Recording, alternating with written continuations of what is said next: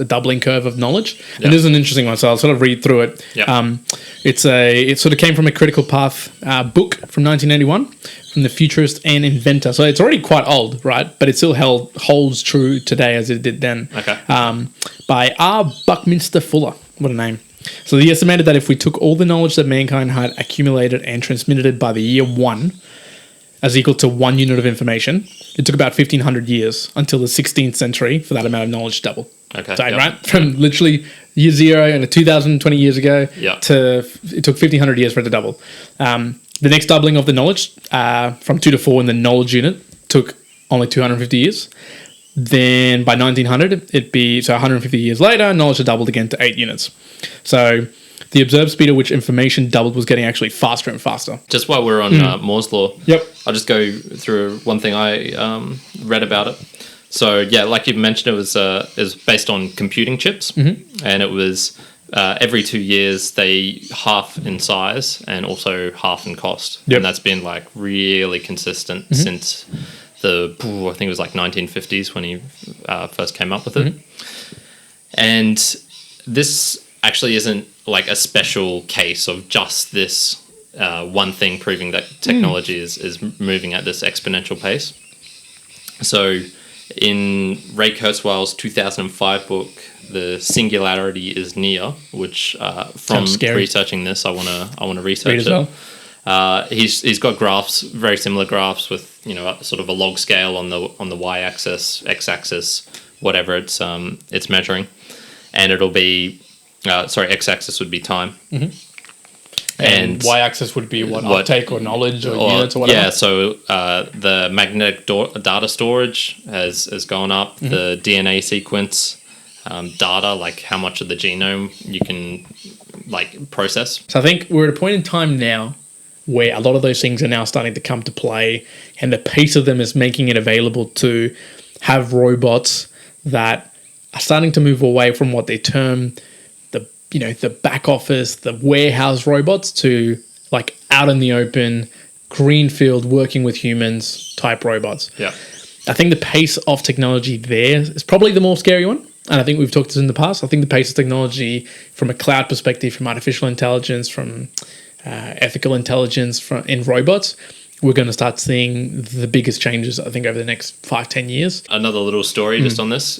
When they first introduced some of the autonomous trucks, so they're massive trucks, and the wheels are double your height, double my height, super thick.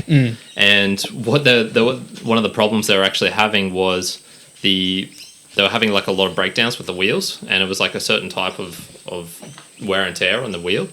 And what they actually found out was the GPS coordinating like system of this was so good that the trucks were driving to like within a millimeter on the same haul path the whole time. So basically they were wearing ruts into the road of with their wheels. And so they actually had to add in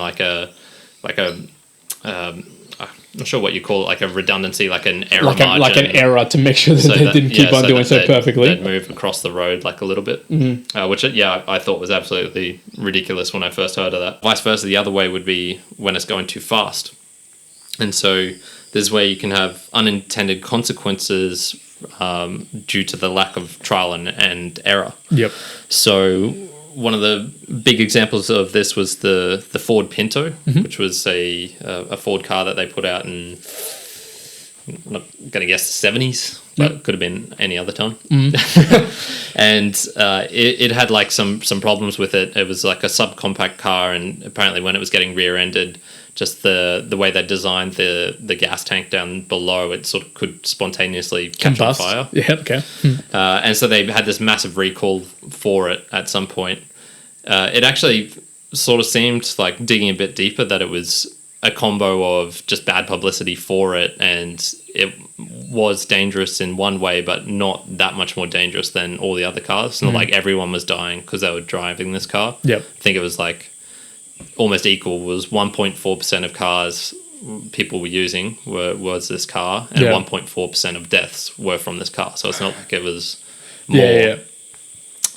But yeah, that was just one of the ways in which like can technology go too fast and ultimately lead to a bad end. Bad outcomes. Yeah, okay. You think back all the way to medieval times or aqueduct times, and you were talking about to the multiplication of information and technology.